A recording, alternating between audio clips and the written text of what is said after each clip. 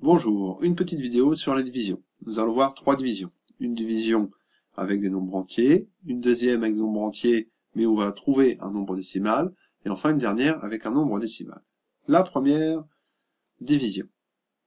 1545 divisé par 5. Je pose ma division en traçant mes traits à la règle. Maintenant, je vais essayer de savoir 1545. Je ne vais pas pouvoir le diviser directement par 5. C'est un trop gros nombre. Donc je vais découper 1545 en morceaux. Je ne peux pas prendre 1, car c'est plus petit que 5. Je ne pourrai pas couper 1 en 5 parts. Donc je vais choisir de prendre 15. Au-dessus de 15, je vais mettre donc ce qu'on appelle un chapeau ou un parapluie. Ce parapluie vaut pour 1. Tout ce qu'il y a sous le parapluie vaut pour 1. Si je regarde les nombres qui suivent, j'ai donc en tout 3 nombres. Ce qui permet de savoir que j'aurai 3 nombres dans mon résultat. Ici. Je cherche maintenant, dans la table de 5, s'il y a 15. Oui, il y est. C'est 3 fois 5. 3 fois 5, ça donne 15. Ça tombe bien, car je cherchais à couper 15 en 5 parts. Ça fait que chacun en aura 3.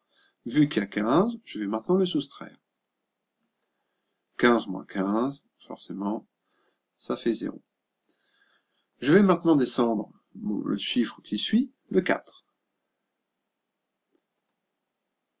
Je m'aperçois que 4 est plus petit que 5. Ça veut dire que 4, je ne peux pas le découper en 5 parts. Il va falloir que je descende donc maintenant le 5 pour agrandir le 4. Vu que je descends le 5, ici, je vais donc mettre un 0 ici. Quand je descends deux nombres, deux chiffres à la suite, je mets un 0 ici. J'ai maintenant 45. 45 est forcément supérieur à 5. Je vais pouvoir donc couper 45 en 5. Je mets donc mon petit parapluie au-dessus de 45 et je cherche 45 dans la table de 5. Il y est. C'est 9 fois 5 qui donne 45. Je fais ma soustraction. 45 moins 45 reste 0. Ce qui veut dire que si j'avais 1545 bonbons, par exemple, et qu'on était 5 copains, nous aurions chacun 309 bonbons. 309 bonbons fois 5, ça fait 1545.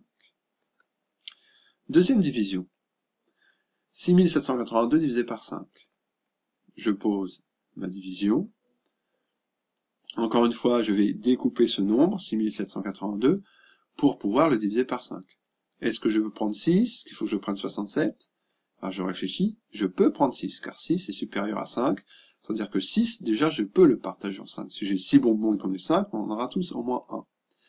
Je mets donc mon petit parapluie au-dessus du 6, et je vais compter combien mon chiffre va avoir, combien mon résultat va avoir de chiffres. Donc le parapluie vaut pour 1, 2, 3, 4. Mon résultat, la partie entière de mon résultat, sera composée de 4 chiffres. Donc, je cherche maintenant dans la table de 5 s'il y a 6. Non, il n'y est pas. Mais il y a 5. On va prendre le nombre plus petit, car on cherche à partager. C'est 1 fois 5 égale 5. Il reste 1. Je descends maintenant mon 7, ce que j'obtiens donc 17. Je mets mon parapluie au-dessus de 17, et je cherche dans la table de 5 s'il y a 17. 17 n'y est pas, mais il y a 15. 3 fois 5 égale 15. Je fais ma soustraction, 17 moins 15 égale 2. Je descends maintenant mon 8, j'obtiens 28. Je mets mon parapluie au-dessus de 28, et je cherche dans la table de 5 s'il y a 28. Alors, il n'y a pas 28, mais il y a 25. Je tire mon trait à la règle toujours. Donc 25, je l'ai trouvé en faisant 5 fois 5. Je fais donc mon opération. 28 moins 25, ça me donne 3. Je peux maintenant descendre mon 2. J'obtiens 32, je mets mon parapluie au-dessus de 32. Et je cherche dans la table de 5 s'il y a 32. 32 n'y est pas, mais il y a 30.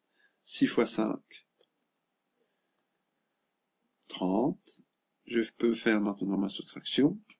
Il me reste 2. Je pourrais m'arrêter ici, mais là, je cherche à partager entièrement 6782. Imaginons qu'on a 6782 € et que je veux les partager en 5 personnes, je veux qu'il ne me reste plus rien. Je vais donc continuer. Pour continuer, je vais venir mettre ma virgule ici, ce qui me permet, en mettant une virgule ici, de rajouter un 0 ici. Vu que j'ai un 0 ici, le 2 se transforme en 20, ce qui me permet de continuer. 2 était plus petit que 5, maintenant j'ai 20. 20 est plus grand que 5. Je mets mon parapluie, je cherche s'il y a 20 dans la table de 5. Oui, c'est 4 fois 5. Je fais ma soustraction, il me reste 0. Si j'avais 6782 €, que je les divisais par 5, nous aurions chacun 1356 € et 40 centimes. Dernière division. 64,45 divisé par 9. Alors, je pose ma division, je trace à la règle les traits. Là, je vais venir voir que je peux prendre 64. Je ne pouvais pas prendre 6, car 6 est plus petit que 9. 64, donc, compte pour 1. On a le 4 et le 5, ça fait qu'on a 3 nombres. On aura donc 3 traits, 3 chiffres sur le 9. On s'aperçoit que la virgule est entre le premier et le deuxième chiffre. La virgule sera donc entre le premier et le deuxième trait. Virgule entre le premier et le deuxième chiffre, virgule entre le premier et le deuxième trait. Et je commence ma division. Donc, je cherche s'il y a 64 dans la table de 9. Non, mais il y a 63. C'est 7 fois 9. Je fais ma soustraction. Il me reste 1.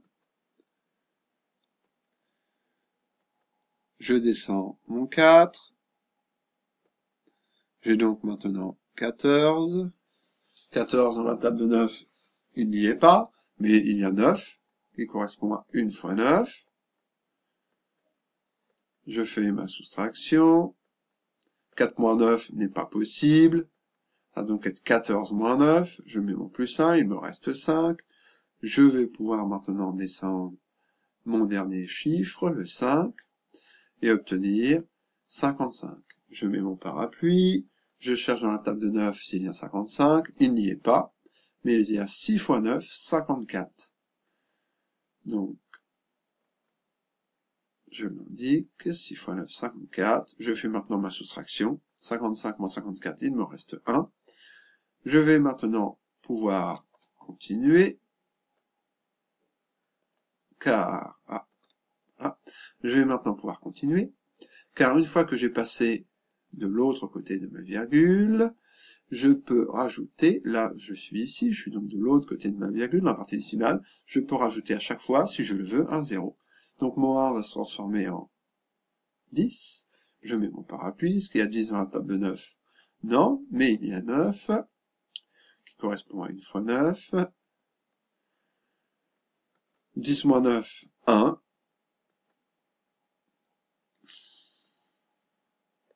et là je pourrais continuer, en rajouter encore un 0, ce qui pourrait faire 10, et est-ce que 10 est dans la table de 9? Non, mais il y a 9, et il me resterait toujours 1. Ça veut dire que si j'ai 64,45 € et qu'on les divise en 9, j'aurai toujours, pour les 9 personnes, 7,161,11111. C'est-à-dire qu'il me restera toujours 1 centime à partager que je ne pourrai pas partager en 9.